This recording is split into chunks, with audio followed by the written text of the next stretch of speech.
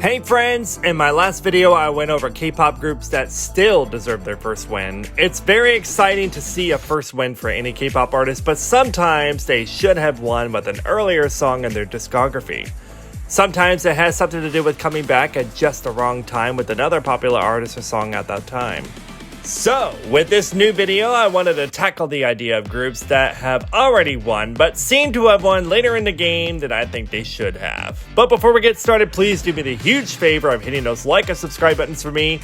It keeps the pesky algorithm happy, you know, the YouTube thing. But it also lets me know what types of videos you like the most.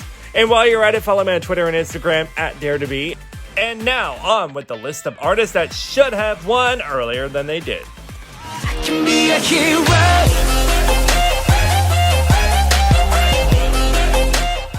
Monsta X had their first win back in 2017 with Drama 2.5 years after their debut. With them though, I always felt Hero was such a winning song, like major bop material. Other fans also felt Beautiful and Shine Forever were two more solid songs that should have been considered for their first win. Monsta X has been winning at least once with each subsequent comeback since then, but the aforementioned songs definitely felt like songs that deserve to win too.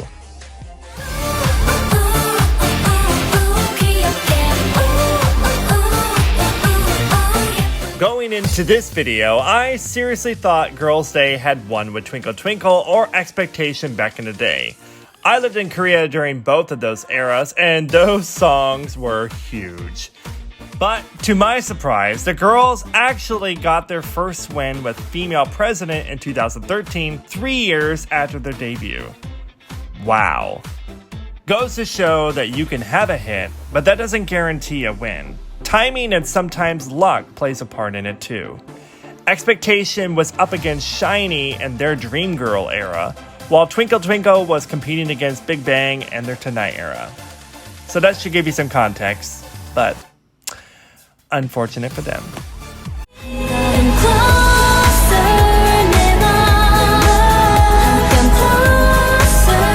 Oh My Girl hit it big with the amazing song Secret Garden back in 2018, almost 3 years after their debut.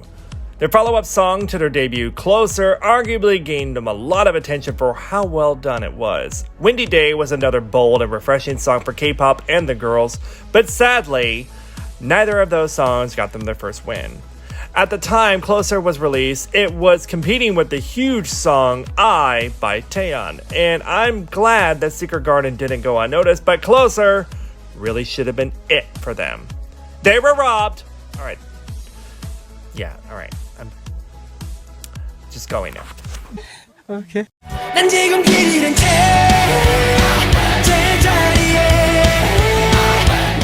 Well, if you ask the Day 6 fans, they'll tell you Day 6 has no bad songs. And I gotta tell you, there's some truth to that statement.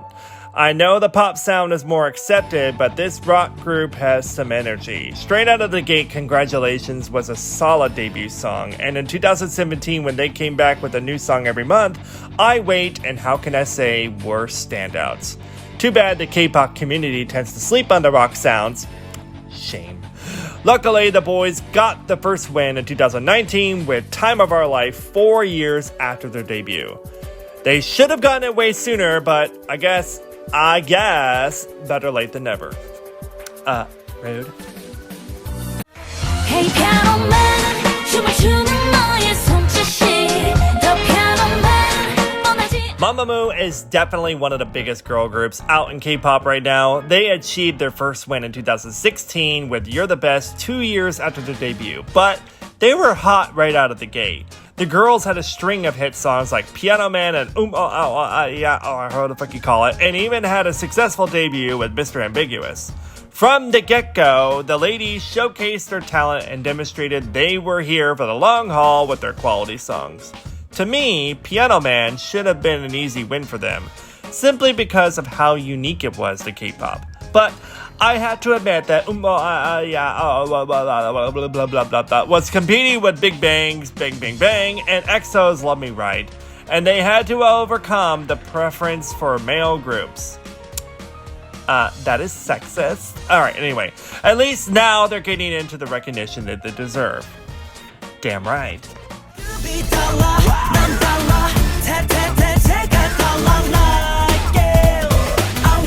BtoB was another group that has been long overlooked for their first win and finally achieved it in 2015 with over 3.5 years after their debut. From their debut, the boys had their talent showcased quite well, and with songs like Wow, they overhauled their style to give K-pop fans a new experience. Shame on the music show gods, because 2012's Wow had that wow factor. See what I did there? Yeah. But when you're going up against Gangnam Style, the biggest K-pop song of all time, there was just no chance of winning. They had to wait a few years for their next chance, but I'm glad it finally turned out for them.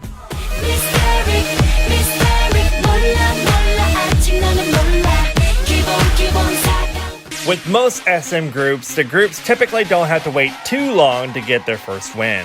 FX got their first win in Pinocchio in 2011.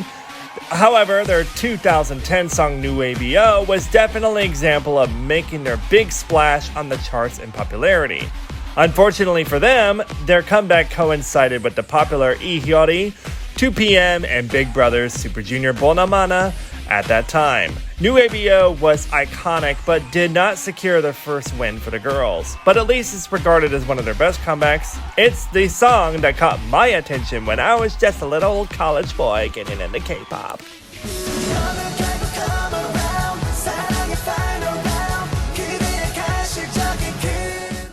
Back in the day, U-KISS was that group that always got snubbed on music shows. For years, their strong and dedicated fan base relentlessly complained about how underrated they were. Yes, I can account for that. I think Mamamoo Honey was arguably one of their defining golden age K-pop songs back in 2009. It put them on the map for sure, thanks to that signature Brave sound production. When Neverland dropped in 2011, everyone, including myself, thought it was finally their time. But nope, they were going up against Super Junior's Mr. Simple, and let me tell you, that wouldn't have been easy for bigger name groups. But then again, they were always up against stiff competition. The boys finally got their win with Playground in 2015, 7 years after their debut. But I think anyone who's followed them knows they have a solid catalog of songs that were and are still underappreciated. And y'all should be ashamed of yourselves. As I sit here drinking my pumpkin spice latte.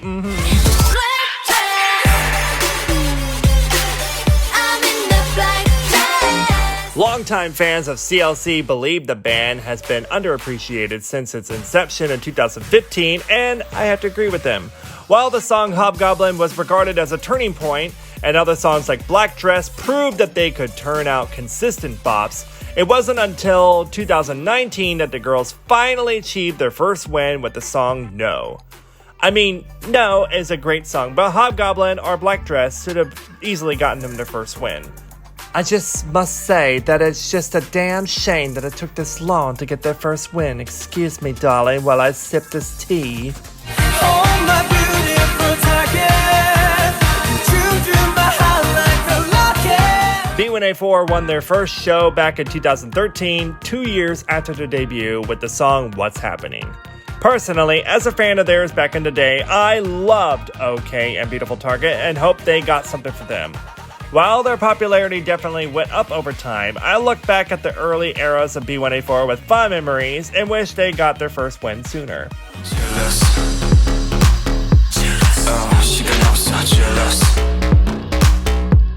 SF9 had a string of creative comebacks from Oh Sole Mio to Mamma Mia to Now or Never. They had so many great songs that were already under their belt before they finally got that first win with Good Guy. But it was disappointing that they missed out on the potential wins beforehand. In reality, it was because Oh Sole Mio was up against BtoB's Missing You and Nui's W's Where You At, while Now or Never competed against Twice's Dance the Night Away. Poor guys, Now or Never was one of my top favorite songs of 2018, and I thought it was definitely a candidate for SF9's first win.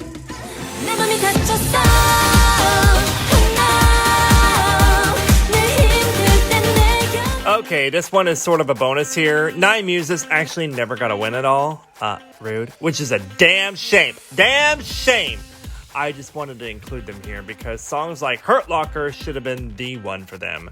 Sistar's Shake It, Big Bang's Bang Bang Bang, and Girls' Generation's Party took over. But to me, Hurt Locker was the song of the summer of what year?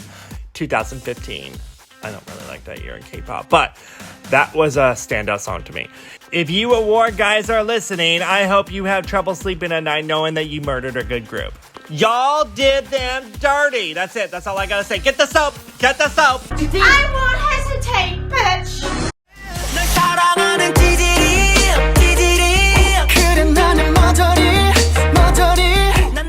With Pentagon, many K-pop fans thought the group had won with Shine, given its sheer popularity. But this is another example of how a song's popularity doesn't necessarily equate to a sure win.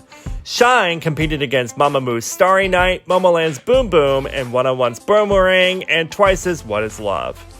The competition was fierce. Yeah, like super fierce. But then, even then, I thought Sha-La-La-La-La and Dr. Bebe, and even older ones like This were also amazing and should have won them something. Pentagon finally secured their first win recently, but like long overdue, with Daisy 4 years after their debut. But I guess I gotta say, it was long overdue, but Jesus Christ, oh Lord.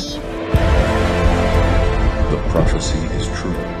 Well, that's it for today, friends. I hope you more or less agree with the selections here. Thank you all for watching. Please be sure to like, subscribe, and hit that bell for notifications. I appreciate you for stopping by, and while you're here, check out many more of my works, and see you next time.